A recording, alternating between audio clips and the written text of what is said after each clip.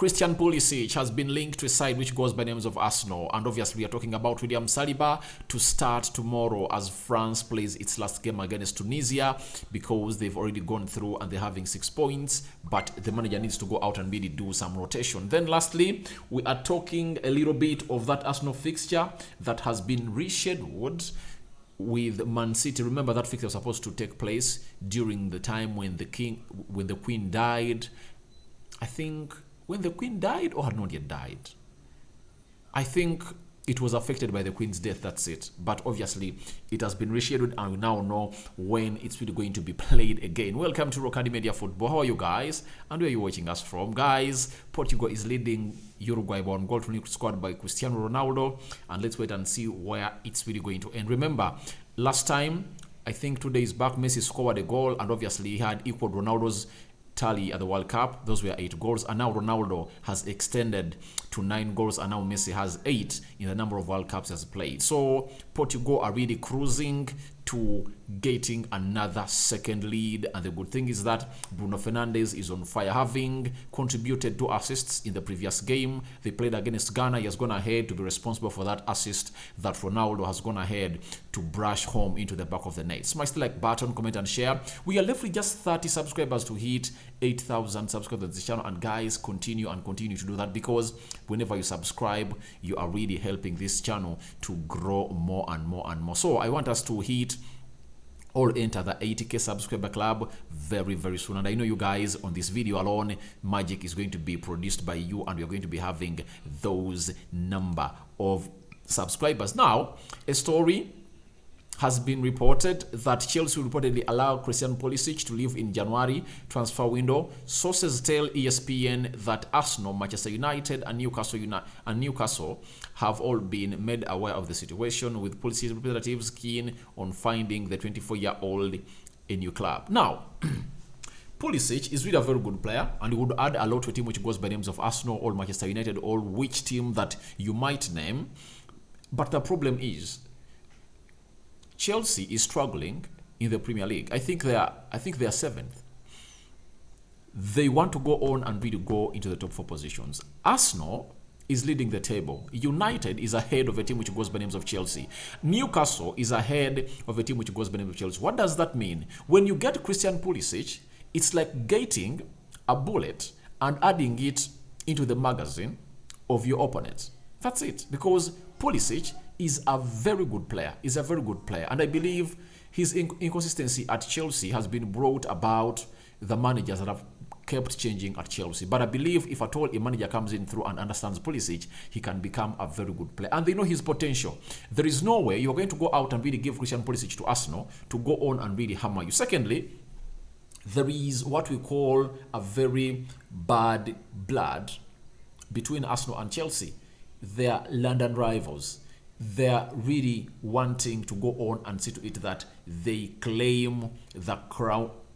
They claim that sorry about that. They want to claim the leadership of the city of London. And obviously, if Arsenal gets Christian Pulisic from Chelsea, they would have strengthened Arsenal more and more. And Chelsea doesn't want that. Chelsea would be very much okay for United to win the Premier League, for Newcastle to win the Premier League, for Man City to win to Liverpool, not Arsenal. Because when Arsenal wins, obviously London will be painted red. And for a very long period of time, London has been painted blue because Chelsea have been the pride and kings of London. Can they go ahead and give their opponents a weapon that is going to torment them at the end of the season? Arsenal getting Pulisic is a very huge boost for them, and I believe Chelsea cannot allow this to happen. They cannot allow this to happen. If at all he was a free agent, he would have gone there, but I don't see this transfer happening. Neither Pulisic to Newcastle, neither him to Manchester United. I don't see that deal happening. I believe they are going to find him another team, because we've seen teams like Man City coming out and even carrying out inquiries on why Pep Guardiola sold Zinchenko and Gabriel Jesus to Arsenal, because Arsenal is topping the league. Investigations are taking place. You cannot get a player to strengthen your enemy.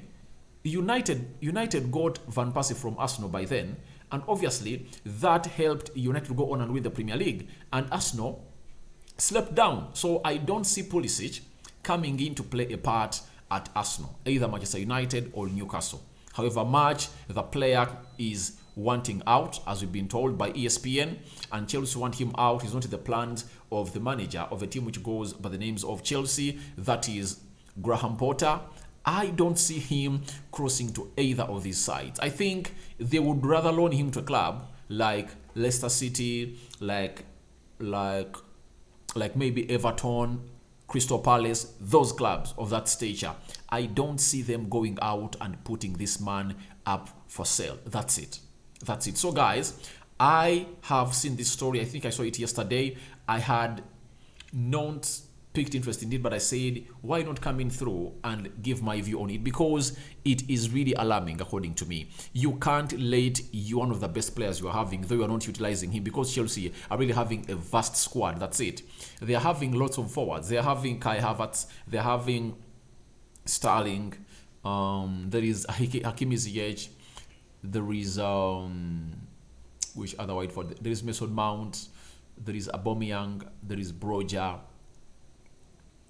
There are very many, like 5 or 6 or 7. And I believe Christian Pulisic is a surplus to requirements, and his leaving is imminent, and it's not going to take long for him to leave. But let's wait and see what is going to happen in between Chelsea and those teams that are really willing to go on and really sign Pulisic. Manchester United has picked interest. If at all you want to know my reaction of Christian Pulisic, to Manchester United on loan in January, obviously go on to what we call a United Matters channel. Then you'll come out and really get my thoughts. That is Pulisic. But I don't believe Chelsea will go on and strengthen its enemies, because all these teams are really playing at a different level than Chelsea. Chelsea is fighting to find its foot back, and they're going to go ahead and really spend a lot of money again in January. That's the biggest doubt I'm really having in my heart. I don't believe Chelsea are going to go out and spend huge again in the summer. I doubt they aren't going to do that. So let's wait and see what's going to happen for this team. Now, you know very well that France has gone ahead to win its first 2 games of the World Cup. They first won 2-1.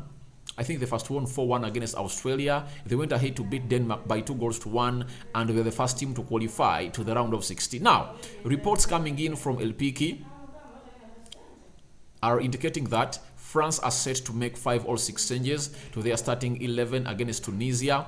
Arsenal defender Saliba could potentially make his World Cup debut. El Piki note Saliba played a friendly as a left centre back this week and could play there.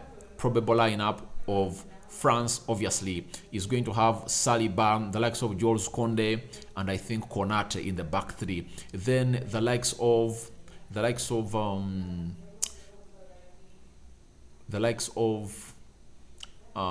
else? Who else going to start in the midfield? Because looks like Griezmann is going to be rested, Tchouaméni is going to be rested, Rabiot is going to be rested. So who is going to come in there?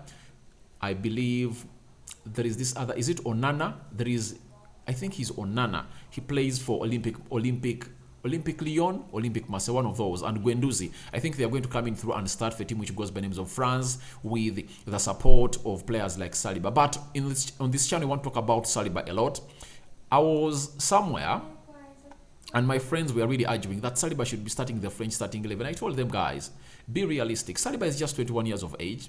World Cup is all about experience. But when you talk about him starting ahead of Rafael Varane, Upamecano, Konate, and Jules Koundé, then you are not being realistic. This guy is still young.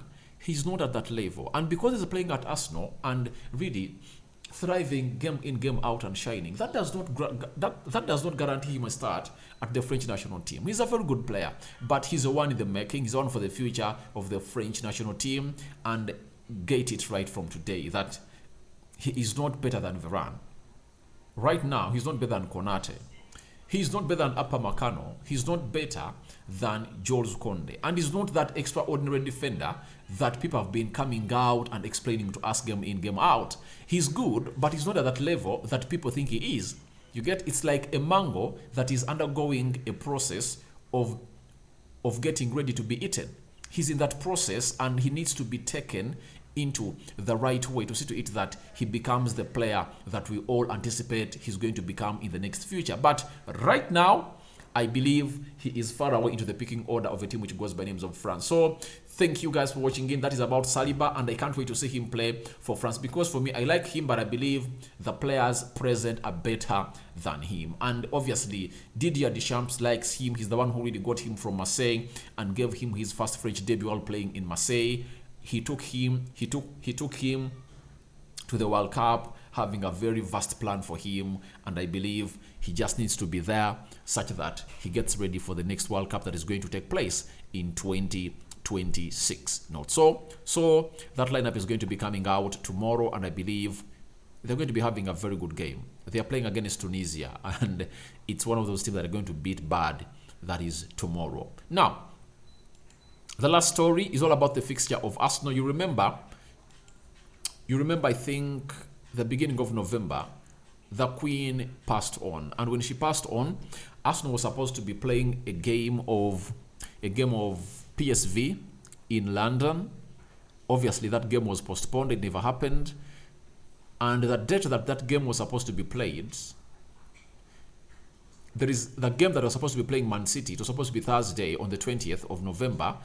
Then they refixed that fixture of Arsenal and PSV, and that's when it played. Now, that fixture of Man City was left hanging, and obviously we've gone to the World Cup break when that fixture has not been refixed. But now, the FA or the Premier League has come out and refixed this game of football, and I'm glad to let you know that Arsenal will go ahead and play Man City at the Emirates Stadium on Wednesday, 15th February at 19:30 UK time. The match will be shown live on Amazon Prime in the United Kingdom. So that game is going to take place on the 15th of February. Remember, Arsenal is having a very tricky January with lots of fixtures. They are going to play Manchester United, they are going to play Newcastle, they are going to play which other team? They're having close to 4-5 teams. Tottenham Hotspur is in there for you, but I think if at all that comes early enough for them, it gives them a benefit of doubt to go on and win the league, because when you really go ahead and really play these big teams early enough in January, that means you're going to be playing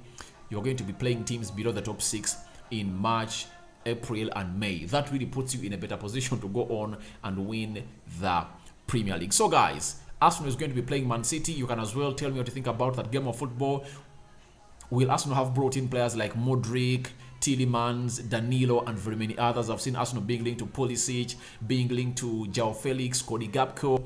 Who will be there by then? It will depend on what Arsenal is going to go on and win this game of football. So guys, thank you very much for watching, and your reactions are welcome in the comment section below. And obviously right now, 78 minutes played, Portugal 1, Uruguay 0, but Uruguay has brought on Luis Suarez to go on and find a goal for a team which goes by names of Uruguay. And obviously they are pressing hard a team which goes by names of Portugal, and Portugal has brought on Rafael Leao. Portugal is sitting back. Uruguay is doing the needful to go to see to it that they really get a point. Remember, the first game they played, they drew against South Korea, and today Ghana has gone ahead to beat South Korea by 3-2, meaning that Ghana is having 3 points, and if at all Uruguay is beaten in this game of football, they'll be having 1 point. If at all they go ahead to play Ghana, Ghana will be only needing 1 point from Uruguay to qualify for the round of 16. So that's it. So guys, I sign out for now. See you Yelters. Your reactions are welcome in the comment section below. Rokani David remains my name. Don't forget to subscribe, because we want to hit 8,000 subscribers, and we are less by only 30 subscribers, guys. Go on and subscribe. How do you subscribe? Lower right bottom corner, smash the red button that has the subscribe, then hit the notification bell that will enable you get notified every time I upload a video onto this channel. I'm out.